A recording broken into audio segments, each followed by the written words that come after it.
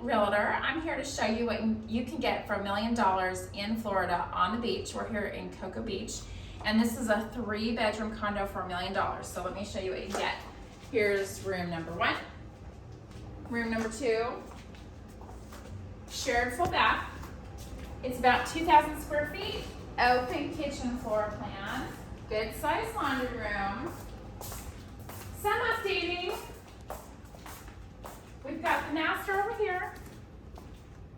Full bathroom. Double walk-in closets. Okay, now I'm going to show you the best part of this place. We come out here, and guess what?